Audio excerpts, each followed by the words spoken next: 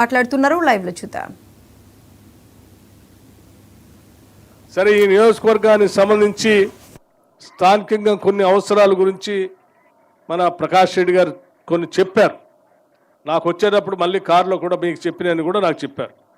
తప్పనిసరిగా వాటన్నిటినీ రాష్ట్ర ప్రభుత్వం పరిశీలన చేస్తుందని మాత్రం మీ అందరికీ నేను మాటిస్తూ ఉన్నాను.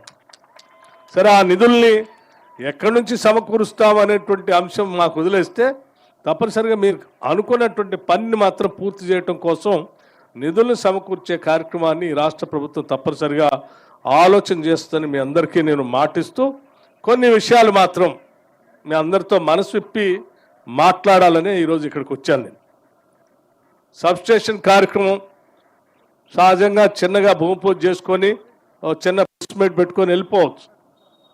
కానీ మేమందరం ఆలోచన చేశాం. మీ అందరి ఆశీస్సులతో అధికారంలోకి వచ్చినటువంటి ఇందిరమ్మ రాజ్యం ఈరోజు రాష్ట్ర ముఖ్యమంత్రి రేవంత్ రెడ్డి గారి నాయకత్వంలో ఉన్నటువంటి యావత్ కేబినెట్ మంత్రివర్గ సహచరులందరం, మా శాసనసభ్యులందరం ఆలోచన చేసి పెద్ద ఎత్తున రాష్ట్ర అభివృద్ధి కోసం గత సంవత్సరం నాకే అనిపిస్తూ ఉంటుంది. నిజంగా ప్రతి ప్రజాప్రతినిధి ఈ రకంగా ఆలోచన చేసి తన నియోజకవర్గ అభివృద్ధి కోసం పనిచేసుకుంటూ పోతే అసలు ఓటమి అనేది ఉండదని నేను ప్రగాఢంగా నమ్ముతా ఉన్నాను. అందుకు వారికి నేను ప్రత్యేకంగా అభినందనలు తెలియజేస్తూ ఈరోజు మనం చేసుకున్నటువంటి ఈ కార్యక్రమానికి సంబంధించి మీ అందరికి కూడా, ఈ శాసనసభ నియోజకవర్గ ప్రజానీకం అందరికి కూడా నేను అభినందనలు తెలియజేస్తూ ఉన్నాను. ఎందుకంటే ఈ నియోజకవర్గంలో భవిష్యత్తులో కరెంటుకు సంబంధించి ఎటువంటి సమస్యలు లేకుండా క్వాలిటీ పవర్ ఇవ్వటం కోసం పనికి వచ్చేటువంటి సబ్స్టేషన్లు ఈరోజు మనం భూమి పూజ చేసుకున్నాం. పనులు కూడా ముగించుకొని కొద్ది రోజుల్లోనే ప్రారంభోత్సవం కూడా చేసుకుంటాం. లేకపోతే నేను మీ అందరికీ చెప్పాలనుకునేటువంటి కొన్ని విషయాలు ఉన్నాయి. సరే, ఈ నియోజకవర్గానికి సంబంధించి స్థానికంగా కొన్ని అవసరాల గురించి మన ప్రకాష్ రెడ్డి గారు కొన్ని చెప్పారు. నాకు వచ్చేటప్పుడు మళ్ళీ కారులో కూడా మీకు చెప్పినని కూడా నాకు చెప్పారు. తప్పనిసరిగా వాటన్నిటినీ రాష్ట్ర ప్రభుత్వం పరిశీలన చేస్తుందని మాత్రం మీ అందరికీ నేను మాటిస్తూ ఉన్నాను. సరే, ఆ నిధుల్ని ఎక్కడి నుంచి సమకూరుస్తాం అనేటువంటి అంశం మాకు వదిలేస్తే తప్పనిసరిగా మీరు అనుకున్నటువంటి పనిని మాత్రం పూర్తి చేయడం కోసం నిధులను సమకూర్చే కార్యక్రమాన్ని రాష్ట్ర ప్రభుత్వం తప్పనిసరిగా ఆలోచన చేస్తుందని మీ అందరికీ నేను మాటిస్తూ కొన్ని విషయాలు మాత్రం మీ అందరితో మనసు విప్పి మాట్లాడాలని ఈరోజు ఇక్కడికి వచ్చాను. నేను సబ్స్టేషన్ కార్యక్రమం సహజంగా చిన్నగా భూమి పూజ చేసుకొని చిన్న ప్రెస్మీట్ పెట్టుకొని వెళ్ళిపోవచ్చు. కానీ మేమందరం ఆలోచన చేశాం. మీ అందరి ఆశీస్సులతో అధికారంలోకి వచ్చినటువంటి ఇందిరమ్మ రాజ్యం ఈరోజు రాష్ట్ర ముఖ్యమంత్రి రేవంత్ రెడ్డి గారి నాయకత్వంలో ఉన్నటువంటి యావత్ కేబినెట్ మంత్రివర్గ సహచరులందరం, మా శాసనసభ్యులందరం ఆలోచన చేసి పెద్ద ఎత్తున రాష్ట్ర అభివృద్ధి కోసం గత సంవత్సర కాలంగా చేసినటువంటి కార్యక్రమాల్ని మనసు విప్పి మనకున్న సమస్యల్ని, ఇబ్బందుల్ని, మనం చేసినటువంటి పనులను కూడా మన ప్రజలతో మనం మాట్లాడుకోవాలా, ముచ్చటించుకోవాలని చెప్పి ఆలోచనతోనే ఈరోజు మీ మధ్యకు వచ్చాను. నేను మిత్రులారా, మీ అందరికీ కొన్ని విషయాలు చాలా స్పష్టంగా చెప్పాలి. అదేమిటంటే, మన రాష్ట్రం కొట్లాడి మనం అందరం తెచ్చుకున్నాం. రాష్ట్రం వస్తే అందరికీ ఉద్యోగాలు వస్తాయని, రాష్ట్రం వస్తే అందరం ఆత్మగౌరవంతో బతకొచ్చని, రాష్ట్రం వస్తే నీటిపారుదల ప్రాజెక్టులు బ్రహ్మాండంగా వస్తాయని, రాష్ట్రం వస్తే ఈ దేశంలోనే అగ్రగామంగా ఎదిగే విధంగా మన రాష్ట్రం తయారవుతుందని, ఈ రాష్ట్రంలో మనందరం తలెత్తుకొని బతకొచ్చు అనేటువంటి ఆలోచనతోనే దశాబ్దాలు పోరాటం చేస్తే కాంగ్రెస్ పార్టీ ఆలోచన చేసి శ్రీమతి సోనియా గాంధీ గారు యూపీఏ చైర్పర్సన్గా ఉండి ఆనాడు మన్మోహన్ సింగ్ గారి నాయకత్వంలో తెలంగాణ రాష్ట్రాన్ని ఇవ్వటం జరిగింది. మీ అందరికీ తెలిసిందే, 10 సంవత్సరాలు మరి ఈ రాష్ట్రంలో అనేక వాగ్దానాలు చేశారు.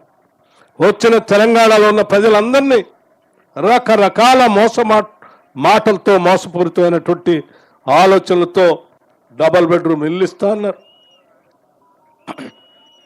ఇంటికో ఉద్యోగం ఇస్తా అన్నారు, 3 ఎకరాల భూమి పంచుతా అన్నారు. అసలు తెలంగాణ రాష్ట్రాన్ని ఏం రాష్ట్రం బంగారు తెలంగాణగా మారుస్తామని చెప్పారు. అసలు చెప్పనటువంటి మాటే లేదు. కానీ 10 సంవత్సరాలు చూసాం.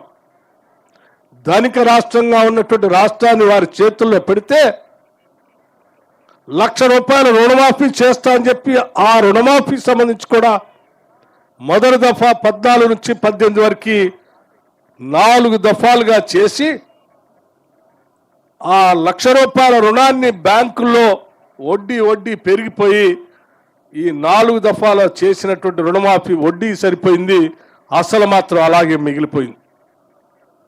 కేవలం ధనిక రాష్ట్రం చేతిలో పెడితే కేవలం ₹1,00,000 కూడా రుణమాఫీ చేయలేకపోయారు. రెండోసారి మళ్ళీ వచ్చారు అధికారంలో, మళ్ళీ ₹1,00,000 రుణమాఫీ చేస్తూ ఉన్నారు.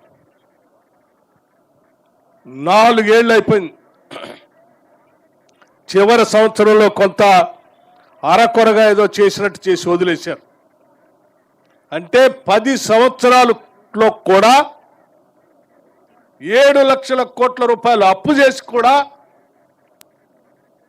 ₹1,00,000 రుణమాఫీని కూడా చేయలేక చేతులెత్తేసినటువంటి ప్రభుత్వాన్ని 10 సంవత్సరాలు మనం చూసాం.